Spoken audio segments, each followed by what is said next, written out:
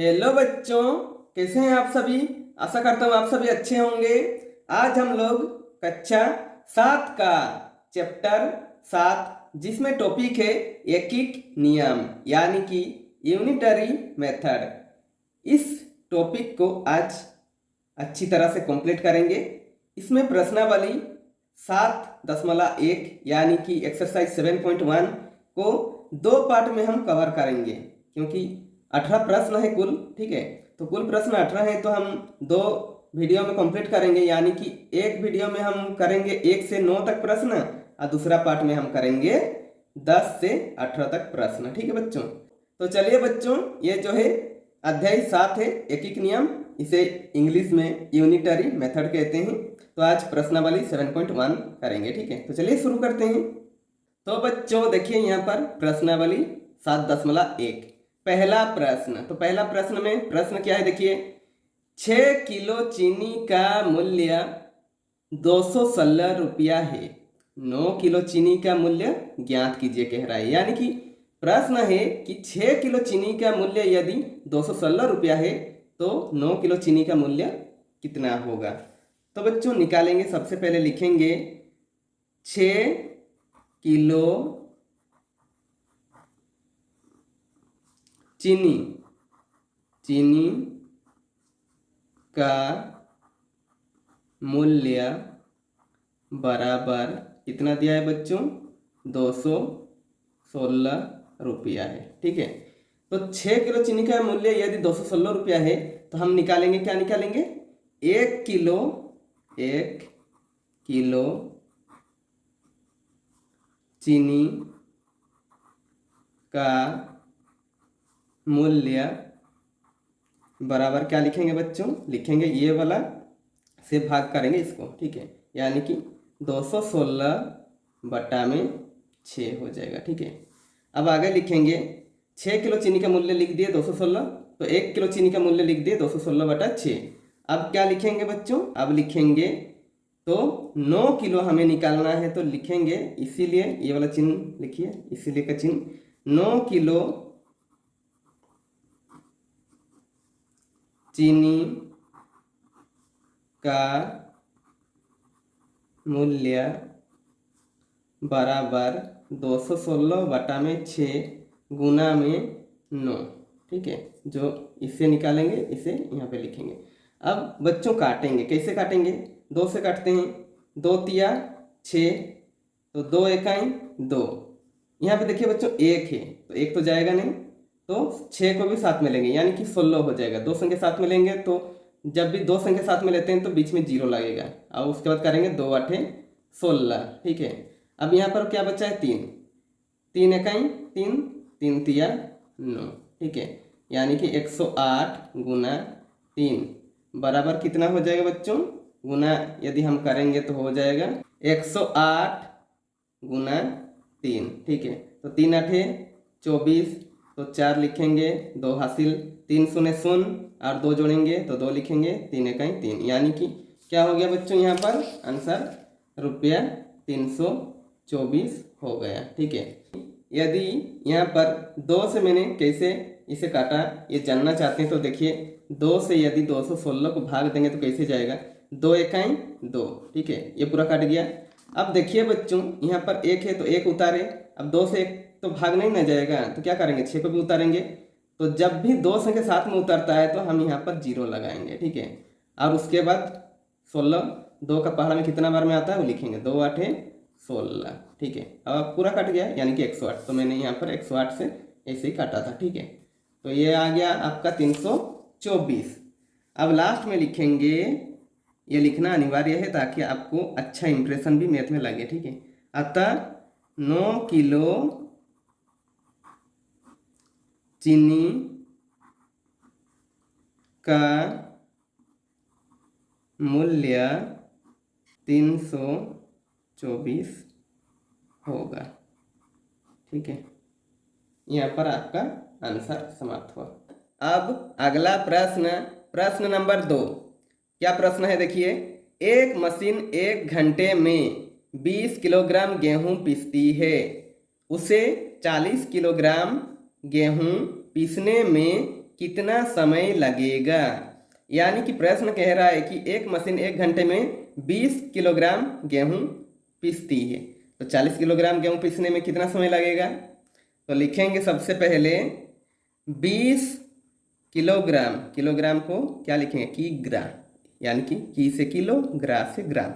20 kilogram गेहूं पीसने में, ठीक है, पीसने में लगा समय बराबर कितना दिया है बच्चों, यहाँ पर 1 घंटा है तो लिखेंगे 1 घंटा, ठीक है। तो 20 किलोग्राम गेहूं पीसने में लगा समय 1 घंटा, तो लिखेंगे 1 किलोग्राम, ठीक है, 1 किलोग्राम गेहूं पीसने में लगा समय बराबर क्या हो जाएगा, 1/20 हो जाएगा, यानी कि 1/20 क्या घंटा, ठीक है। ये मैं टॉ लिखा हूँ, आप कंफ्यूज नहीं होना है, रा भी समझ में आता है किसी किसी को, तो ये घंटा, ठीक है, 1/20 घंटा। अब 20 किलोग्राम गेहूं पीसने में लगा समय 1 घंटा, तो 1 किलोग्राम गेहूं पीसने में लगा समय 1/20 घंटा, तो हमें निकालना है 40, तो लिखेंगे 40 किलोग्राम, 40 किलोग्राम गेहूं पीसने में लगा समय बराबर कितना हो जाएगा बच्चों, 1/20 है आपका, और ये जो 40 है यहाँ पर गुना हो जाएगा, ठीक है, 40। अब ये 0 0 तो कट गया, 2 1 2, 2 दूनी 4, अब 1 यहाँ पर है गुना में 2। अब ये नीचे वाला कहाँ नहीं लिखा जाता है, लिखा जाता है मतलब जहाँ पे अगर नीचे में 1 है तो लिखना जरूरी नहीं है, क्योंकि 1 छुपा रहता है, ठीक है। तो 1 दूनी हो जाएगा 2 घंटा, ठीक है बच्चों। यानी कि 20 किलो को पीसने में लगा 1 घंटा, तो 40 किलो को पीसने में लगेगा 2 घंटा, ठीक है। तो लिखेंगे अतः 40 किलोग्राम गेहूं पीसने में 2 घंटा समय लगेगा, ठीक है बच्चों। चूंकि यहाँ पर लिखा हुआ था कि 40 किलोग्राम गेहूं पीसने में कितना समय लगेगा, तो मैंने लिखा 40 किलोग्राम गेहूं पीसने में 2 घंटा समय लगेगा, ठीक है। जैसे प्रश्न रहेगा वैसे आपको उत्तर भी देना है, ठीक है बच्चों। चलिए अगले प्रश्न की ओर बढ़ते हैं। बढ़ने से पहले बच्चों, यदि आपको किसी और टॉपिक पर भी वीडियो चाहिए तो आप कमेंट बॉक्स में कमेंट अवश्य कीजिए, आपके हर डिमांड जरूर पूरा किया जाएगा, ठीक है। जो भी आप प्रश्नावली सॉल्व नहीं कर पाते हैं या आप चाहते हैं कि उस टॉपिक को मैं आपके लिए दे सकूं, तो मुझे भी अच्छा लगेगा कि आपका टॉपिक कवर हो जाएगा, तो मैं ज़रूर आपका बात रखूंगा। तो चलिए आगे बढ़ते हैं। अब अगला प्रश्न देखिए बच्चों, प्रश्न नंबर 3, 10 कलम का मूल्य 50 रुपया है, 15 कलम का मूल्य कितना होगा। यानी कि प्रश्न है 10 कलम का मूल्य यदि 50 रुपया है तो 15 कलम का मूल्य कितना होगा, ठीक है। तो चलिए लिखते हैं, सबसे पहले तो लिखेंगे जो दिया है, 10 कलम का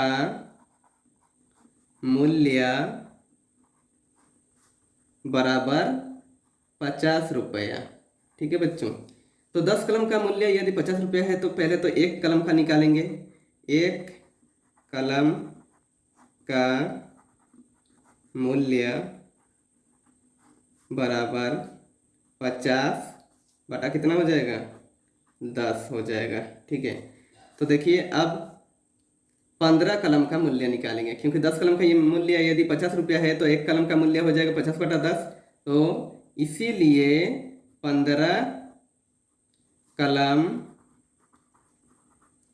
का मूल्य बराबर 50 बटा 10, ये 15 जो है क्या हो जाएगा, इसमें गुना हो जाएगा 15, ठीक है। अब काटेंगे, 0 0 कट गया ऊपर नीचे, ठीक है। अब नीचे जो 1 है वो तो लिखना जरूरी नहीं है, क्योंकि जो नीचे एक रहता है वो छुपा हुआ रहता है ऐसे भी, ठीक है। तो अब ये 5 और ये गुना 15, गुना कीजिए कितना हो जाएगा, 5 और 15 को यदि गुना करेंगे तो कितना हो जाएगा, 15 पचे 75 हो जाएगा, ठीक है। तो लिखेंगे 75 रुपया हो जाएगा, कितना, 15 कलम का, क्योंकि 10 कलम का हो गया 50 रुपया, तो एक कलम का हो गया 50/10, तो 15 कलम का हो जाएगा 50/10 गुना 15, ठीक है। तो 75 रुपया हो गया। तो लिखेंगे अतः 15 कलम का मूल्य 75 रुपया होगा। तो यहाँ पर हमारा प्रश्न नंबर 3 कंप्लीट होता है, ठीक है बच्चों। तो अगला प्रश्न की ओर बढ़ते हैं। तो देखिए बच्चों, प्रश्न नंबर 4। तो प्रश्न है, मेघा को प्रति माह 27,000 रुपया वेतन मिलता है। यदि किसी माह में वह 6 दिन अनुपस्थित रही तो उसे उस माह का कितना वेतन मिलेगा, ठीक है। देखिए बच्चों, प्रश्न को सबसे पहले तो समझिए। मेघा एक लड़की है जिसका प्रति माह यानी कि हर महीना में कितना दिन होता है, जनरली हम 30 दिन लेते हैं, तो 30 दिन में उसे 27,000 सैलरी मिलता है, वेतन मिलता है, यानी कि सैलरी मिलता है, ठीक है। तो 30 दिन में 27,000 मिलता है। तो यहाँ पर पूछा है कि किसी माह में वह 6 दिन अनुपस्थित रही, यानी कि एब्सेंट रही, तो 30 में से यदि हम 6 घटा देंगे तो हो जाएगा कितना, 24। तो यदि 30 दिन में 27,000 तो 24 दिन में कितना रुपया उसे मिलता है, तो ये हमें निकालना पड़ेगा। तो चलिए सबसे पहले लिखेंगे मेघा का 30 दिन का वेतन, मेघा का 30 दिन का वेतन बराबर कितना रुपया, यहाँ पर दिया है 27,000, ठीक है। तो लिखेंगे 27,000 रुपया। तो मेघा का हम सबसे पहले तो निकालेंगे, मेघा का एक दिन का वेतन कितना वो निकालेंगे। एक दिन का वेतन बराबर 27,000 बटा में कितना, 30, ठीक है। इस यहाँ पर जो रहता है उसका नीचे में इधर वाला होता है, ठीक है। तो 27,000 बटा 30 लिखेंगे।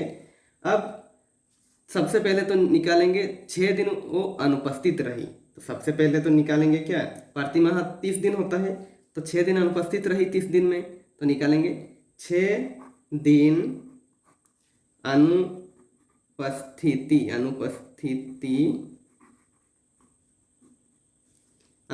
लिख सकते हैं या फिर अनुपस्थित भी लिख सकते हैं, ठीक है। 6 दिन अनुपस्थिति रहने पर कितना, 30 में से 6 घटाएंगे, तो घटा दीजिए कितना हो जाएगा, 24, यानी कि 24 दिन का उसका वेतन निकालेंगे। तो इसीलिए लिखेंगे मेघा का 24 दिन का वेतन बराबर कितना, 27,000 बटा में 30 गुना में 24, ठीक है। अब काटेंगे, 0 0 कट गया, 3 1 3, 3 8 24, अब कितना हुआ, 2700 गुना में 8, तो कितना हो जाएगा, 8 0 0 8 0 0 8 7 56, 5 हासिल, 8 दूनी 16, 16 और 5 कितना हो जाएगा, 21 हो जाएगा। यानी कि मेघा का 24 दिन का वेतन हो जाएगा 21,600 रुपया, ठीक है बच्चों। अब अगला प्रश्न देखिए बच्चों, प्रश्न है 5। 40 रुपया में 1 किलोग्राम आम मिलता है, ठीक है। तो प्रश्न है 40 रुपया में 1 किलोग्राम आम मिलता है, 120 रुपया में कितना किलोग्राम आम मिलेगा। तो बच्चों देखिए, बहुत ही अच्छा प्रश्न है। तो सबसे पहले लिखेंगे 40 रुपये में आम मिलता है कितना मिलता है 40 रुपया में, तो दिया है कितना 1 किलोग्राम, 1 किलोग्राम। ठीक है, 40 रुपया में 1 किलोग्राम मिलता है। तो सबसे पहले तो निकालेंगे 1 रुपया में कितना आम, तो 1 रुपया में आम मिलता है बराबर 1/40 किलोग्राम। ठीक है, अब इसलिए रुपया 120 में आम मिलता है, कितना मिलता है, तो ये वाला तो लिखेंगे 1/40 और 120 का निकालेंगे, 120 रुपया का, तो 120 को यहाँ पर गुना करेंगे, 0 0 कट गया, 4 1 4, 4 तिया 12, यानी कि 1 गुना 3 बराबर कितना हो जाएगा 3 किलोग्राम। ठीक है बच्चों, तो लिखेंगे अतः रुपया 120 में 3 किलोग्राम आम मिलेगा। ठीक है, यहाँ पर हमारा समाप्त होता है 5वां नंबर प्रश्न। आगे बढ़ते हैं। आगे देखिए बच्चों, प्रश्न नंबर 6। तो प्रश्न क्या है देखिए, एक बस 65 किलोमीटर की दूरी 30 मिनट में तय करती है, 169 किलोमीटर जाने में उसे कितना समय लगेगा। ठीक है बच्चों, प्रश्न को समझिए। एक बस जो है 65 किलोमीटर जो दूरी है 30 मिनट में तय करती है और पूछ रहा है कि 169 किलोमीटर जाने में उसे कितना समय लगेगा। तो सबसे पहले 1 किलोमीटर का निकालेंगे, उसके बाद 169 किलोमीटर का भी निकाल लेंगे। ठीक है, तो सबसे पहले तो लिखेंगे 65 किलोमीटर जाने में लगा समय बराबर कितना 30 मिनट, तो 30 मिनट लिखेंगे। तो सबसे पहले निकालेंगे 1 किलोमीटर का कितना, तो 1 किलोमीटर जाने में लगा समय बराबर कितना 30/65। ठीक है, मिनट। ओके बच्चों, अब 65 किलोमीटर जाने में लगा समय 30 मिनट, 1 किलोमीटर जाने में लगा समय 30/65, तो अब निकाल लेंगे। इसीलिए 169 यानी कि 169 किलोमीटर जाने में लगा समय बराबर 30/65, और ये जो 169 है वो गुना हो जाएगा 169। ठीक है, अब काटेंगे, कैसे काटेंगे देखिए। सबसे पहले तो 5 से काटते हैं, 5 1 5, और यहाँ पर कितना है 5 1 5 किए तो यहाँ पर बचा 1 1 और 5 15, 5 दिया 15। ठीक है, और ऊपर नीचे देखिए बच्चों, हमेशा याद रखिए, ऊपर जो संख्या से काटेंगे नीचे भी वही संख्या, या फिर नीचे जो संख्या काटेंगे ऊपर भी वही संख्या, मतलब कि दोनों तरफ समान संख्या से काटेंगे। अब 5 से काटे इस संख्या को यानी कि 65 को, तो ऊपर वाला को भी काटेंगे 5 से, तो 5 का पहाड़ा में 5 6 30 होता है। ठीक है, अब देखिए बच्चों 13 का पहाड़ा में 6 तो जाएगा नहीं, ये वाला जाएगा कि नहीं। यदि आप वर्ग पढ़े हैं तो आपको पता चल जाएगा कि 13 का स्क्वायर होता है 169, यानी कि 13 का पहाड़ा में जरूर जाएगा। 13 1 13, ये वाला 13 1 13, और यहाँ पे 13 1 13 किए तो कितना बचा 16 से 13 घटाएंगे तो 3 बचा, 3 और 9 39, यानी कि 13 तिया 39। अब बच्चों 6 गुना 13 करेंगे, कितना हो जाएगा वो आंसर लिखेंगे, 6 तिया 18, 1 हासिल, 6 का 6 1 7, यानी कि 78 मिनट लगेगा। लेकिन ये आंसर है, लेकिन यदि आपको ऑप्शन में कुछ और दिया होगा तो इसलिए चलिए अब करेंगे 78 मिनट को हम।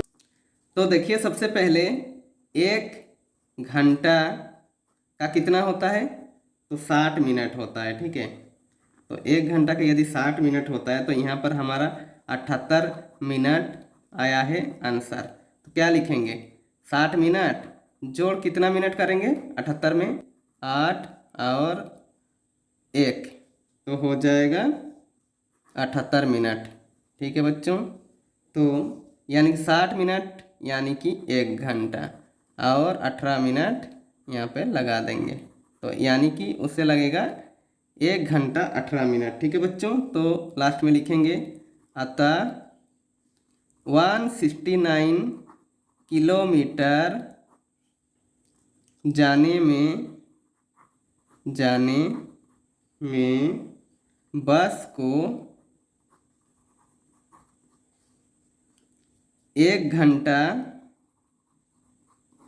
18 मिनट लगेगा। ठीक है, तो यहाँ पर 6 नंबर प्रश्न समाप्त होता है। ठीक है बच्चों, अगला प्रश्न नंबर 7, यदि कागज के 30 पन्नों की मोटाई 2 सेंटीमीटर है, इस तरह कागज के 45 पन्नों की मोटाई कितनी होगी? तो सबसे पहले तो देखिए प्रश्न को समझिए। कागज के 30 पन्नों की मोटाई 2 सेंटीमीटर है कह रहा है। ठीक है, तो इस तरह के कागज के 45 पन्नों की मोटाई कितनी होगी? सबसे पहले एक पन्नों का कितना सेंटीमीटर है निकालेंगे। ठीक है, तो सबसे पहले लिखते हैं जो दिया है, 30 पन्नों की मोटाई बराबर 2 सेंटीमीटर। ठीक है, अब एक पन्नों की मोटाई बराबर कितना होगा? बराबर हो जाएगा 2/30 सेंटीमीटर। ठीक है, तो निकालना कितना है? 45, इसीलिए 45 पन्नों की मोटाई कितना हो जाएगा? बराबर 2/30 गुना में 45 है, 45 लिखेंगे, काटेंगे। अब 5 छके 30, 5 नमा 45, 3 दूनी 6, 3 तिया 9, 2 एकाई 2, 2 एकाई 2, क्या हुआ? 1 गुना 3 बराबर हो जाएगा 3 सेंटीमीटर हो जाएगा। तो लास्ट में लिखेंगे अतः कागज के 45 पन्नों की मोटाई कितना? 3 सेंटीमीटर होगी। ठीक है बच्चों, अब आगे बढ़ते हैं। अगला प्रश्न है 8वां नंबर प्रश्न। तो प्रश्न है, एक माचिस के डिब्बे में 25 तिल्लियां हैं, ऐसे 3 माचिस के डिब्बों में तिल्लियों की संख्या कितनी होगी? तो करेंगे, सबसे पहले तो लिखेंगे एक माचिस के डिब्बे में, तो लिखेंगे एक माचिस के डिब्बे में बराबर 25 तिल्लियां। ठीक है, एक माचिस के डिब्बे में है 25 तिल्लियां, तो यहाँ पर निकालना है ऐसे 3 माचिस के डिब्बों में तिल्लियों की संख्या कितनी होगी? तो इसमें तो बहुत ही आसान हो गया। तो 3 माचिस 3 माचिस के डिब्बे में कितना हो जाएगा तिल्ली? 25 गुना में 3, तो 25 तिया हो जाएगा 75 तिल्लियाँ। ठीक है, 75 तिल्लियाँ हैं। तो लिखेंगे अतः 3 माचिस के डिब्बों में 75 तिल्लियाँ होगी। ठीक है बच्चों, अब अगला प्रश्न देखिए, प्रश्न नंबर 9। तो क्या प्रश्न है? 15 आदमी मिलकर किसी कार्य को 40 दिनों में पूरा करते हैं, 24 आदमी मिलकर उसी काम को कितने दिनों में पूरा करेंगे? तो सबसे पहले लिखेंगे 15 आदमी द्वारा किसी कार्य को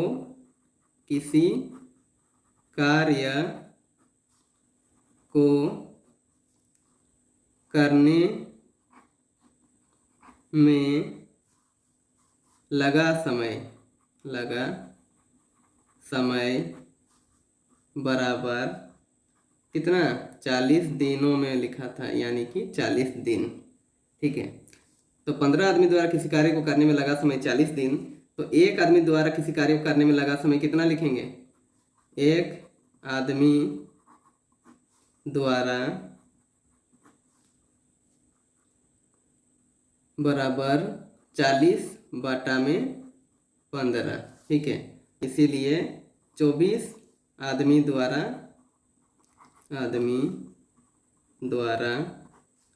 बराबर 40/15 गुना में क्या हो जाएगा?